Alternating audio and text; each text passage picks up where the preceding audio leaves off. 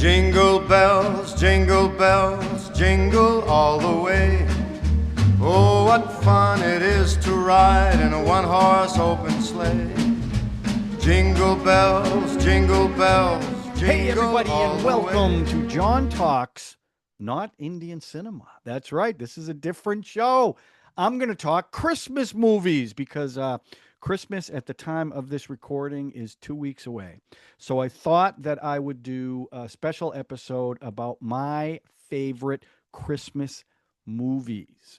Now, I know some of you celebrate Christmas, and I hope that you will take these recommendations to heart and check out these, what I like to think of, classic Christmas movies. Now, everyone's got an opinion on Christmas movies, and I'm not saying mine is the definitive list, although it's a pretty great list, if you ask me. I'm also going to show you a clip from the film, and rather than do like the cliche, although I think one of them I did that, but for the most part, these are clips from the movie of. I want to explain why I love these particular films. I'm going to do 5 of them with some honorable mentions. Now, I will tell you, and I'm going to mention this at the beginning, the only real Indian movie I've seen that's had Christmas as a theme is the film Merry Christmas with Katrina Kaif and Vijay Sethupathi. And it was kind of a dark movie, I'm not going to lie, but it really is the only one. So the first question I'm going to ask is there a Christmas movie that was made in India that is like your go-to movie? And the reason why I say that is, for me, the best Christmas movies are the ones that I'll watch every Christmas. Now, there's only 2 that I watch the week of Christmas, and I'll get to that in a second, okay? So put it in the comment section because I'd like to watch it. Is there a Christmas movie that means something to you that you would like to share with me? I'd like to check it out. Okay, so here we go. And these are in order. Okay, first, number 5, 1970s, Santa Claus is Coming to Town. That's right, the movie with the puppets. It's a Rankin and Bass show. Stars Mickey Rooney, Keenan Wynn, Fred Astaire, Paul Frees, Robbie Lester. And the reason why I this is a favorite of mine is this is a childhood thing, and Christmas didn't start till you watched this, and we usually watched it the day after Thanksgiving, and it was this and Rudolph. But this one I like because the music is so good in this. And there's one particular song out of all the songs that I absolutely love. And no, it's not Santa Claus is Coming to Town. It's with the Winter Warlock. That's right. It's the song about changing, going from bad to good. And it's put one foot in front of the other.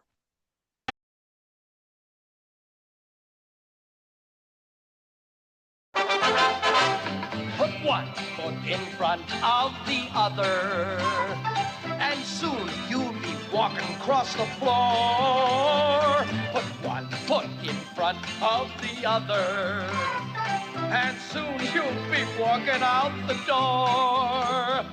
You never will get where you're going if you... Still works for me. I don't know. It just brings a smile. Plus, I love the little penguin.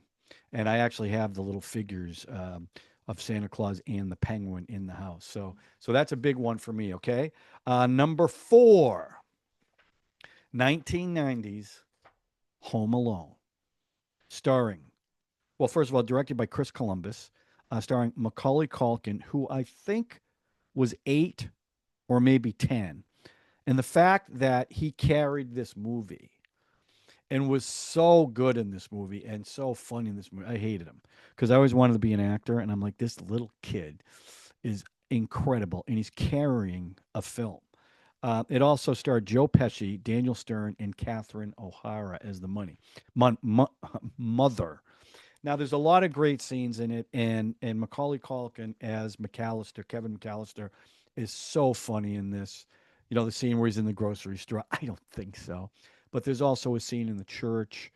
And by the way, the music was written by John Williams of Star Wars fans, and it is some emotional music. But for me, and why I love this movie. It's not just the comedy, it's not just the slapstick humor, but the heart of this film.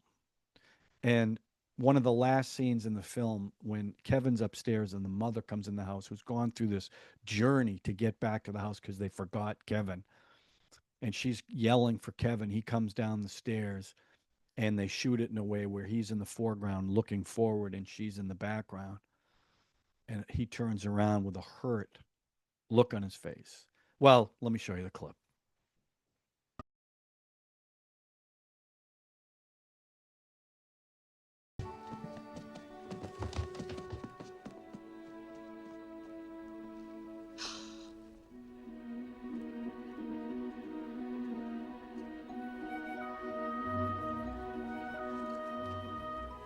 Merry Christmas, sweetheart.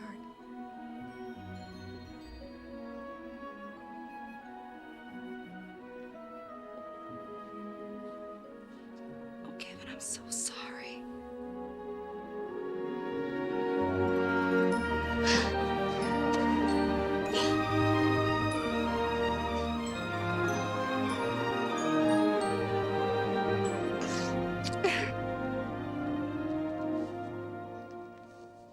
To me, that's what the movie's about. The movie's about family. And in that scene, a lot of these movies that I'm going to talk about give me the chills, certain scenes, and that was one of them. And the scene at the end when the old man gets to the granddaughter comes to the house and Kevin's looking out the window smiling, and that beautiful John Williams score is playing. Love that. So Home Alone, number 4. Number 3, and this is this I was going to say this is a current film, but it's really not. But this is a film in the United States that 2 channels play it 24 hours. And I have to admit, I don't usually watch the entire film, but I always catch pieces of it. And if it's a scene, I'll stick with it. But the film is 2003's Elf, which was directed by Jon Favreau, and it stars Will Ferrell. And I think the reason why the movie works so well, Ferrell is committed to the role. He's sweet, he's earnest. Um, it's not a put on, it's not a wink wink. And I think that's the only reason why it works. And he's hilarious in this film. By the way, turned down $20 million to do a sequel because he didn't think it would work again. Maybe he didn't want to wear tights again. Also stars James Caan, Bob Newhart, Edward Asner, and Zooey Deschanel. Now, I am going. This one's going to be a cliche because it's the most quotable lines in the movie. But it's the scene where Santa Claus comes to the department store, and Buddy starts screaming, "He's here! He's here!" And he's screaming, and then he realizes it's not really Santa Claus. Anyway, let me show you this clip.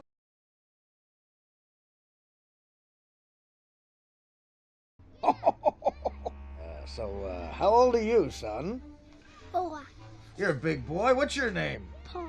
And what can I Paul, get you for Christmas? Don't tell him what you want. He's a liar. Let the kid talk. You disgust me. How can you live with yourself? Just cool it, Zippy. You sit on a throne of lies. Look, I'm not kidding. You're a fake. I'm a fake? Yes. How'd you like to be dead? Huh? No, he's kidding. You stink. I think you're gonna have a good Christmas, all You right? smell like beef and cheese. You don't smell like Santa. Okay.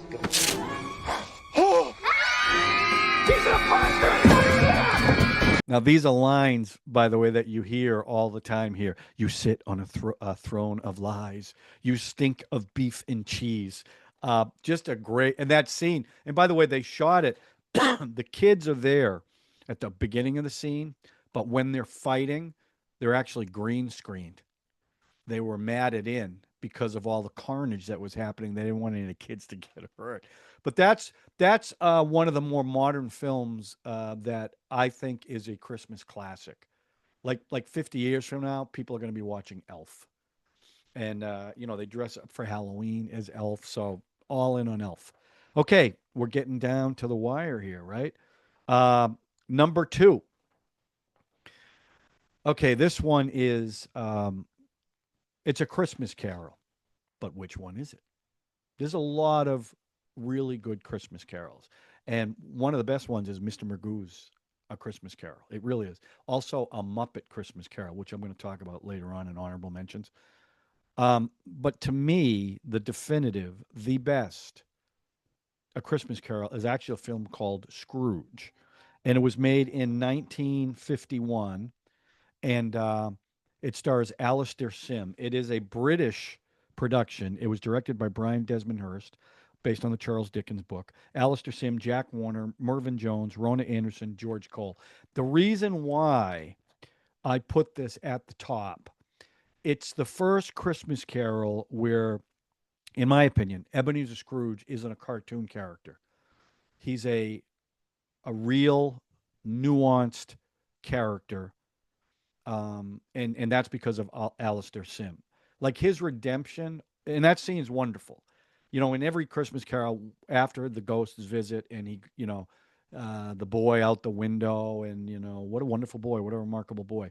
Those scenes are always great, and he does that one with Mrs. Dilber, the joy that he's feeling, but the change that he goes through isn't as stark as a lot of other movies where you just don't believe it, right? And to me, the scene that exemplifies it is actually at the end of the movie where he's given the prize turkey to Bob Cratchit, but he goes to Freddie's house, who invited him to dinner, and he refused. And every year, Freddie asks him, and he's got a new bride. And the scene where well, I'll show you the scene, then I'll talk about it.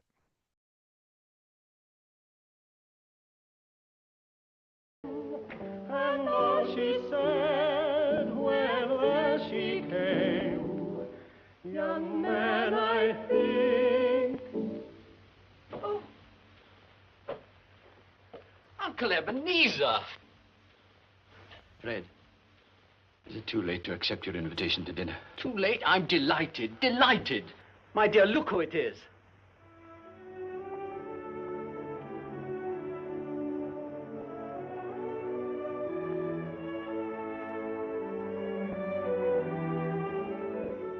Can you forgive a pig-headed old fool for having no eyes to see with, no ears to hear with, all these years?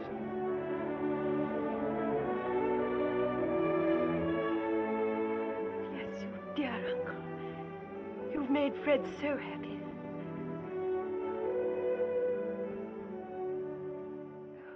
Bless you. So what makes that scene so remarkable to me is, one, his hesitation to walk in after everything that's happened. He's still hesitant because of everything that's happened in the past, right? And then the look that he has where he almost says with his face how stupid he's been, right? He kind of goes, and then she says, bless you, bless you. That, to me, is Alistair Sim, and he created a real character. That's why I love this film. And make sure you see a good copy of it, because there's been copies that were taken off of the VHS and it looks awful. There's actually, I think there's a 4K DVD. I don't have that one yet. I have a really nice transfer of it, but not that one. So check that one out. By the way, another good one is with George C. Scott that was made in the 70s. Excellent. And I think there's one I mentioned, an honorable mention too. Okay, so number one. Now, this is not going to be a big surprise for anybody because of that poster right there. But to me, my number one Christmas movie, I watch it once a year, the week of Christmas, is 1946's It's a Wonderful Life. Directed by Frank Capra, who is known for Capricorn, Small Town America. Stars Jimmy Stewart, first film after the war, Donna Reed, Lionel Barrymore, Thomas Mitchell, Henry Travers, Frank Phelan, Ward Bond, Gloria Graham, H.B. Warner, all staples of Frank Capra films. Now, there's a lot of reasons why I love this film. It is there are moments in this film that are dark. In fact, there's, before the ending, there's a good 20, and frankly, when Clarence creates a world where George Bailey wasn't born, from that point on, it's a very dark film. And there are some heartbreaking scenes when he's in the bar praying and he gets beat up. And Jimmy Stewart was going through a lot of stuff. And Frank Capra saw what was happening, but wasn't set up in a close up.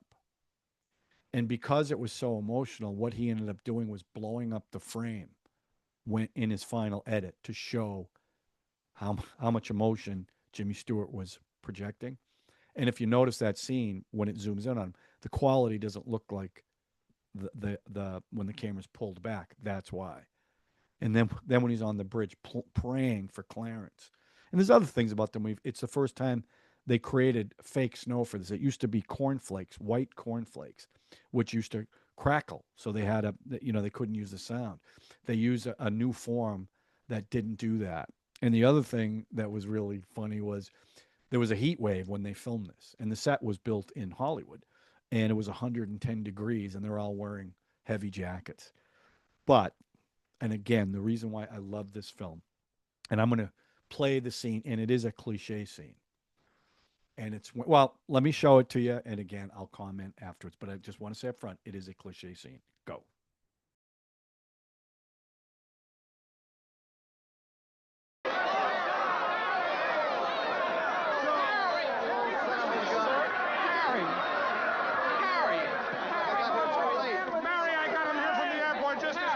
The fool flew all the way up here in a blizzard. Oh, Harry, how about your banquet in New York? Oh, I left right in the middle of it. As soon as I got Mary's telegram. Good idea, Ernie. A toast.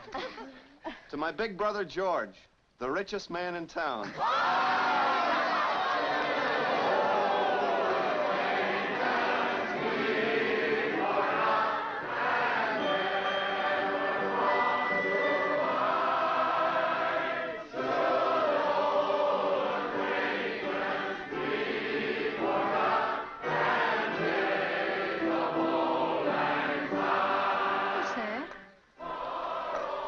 That's a Christmas present from a very dear friend of mine.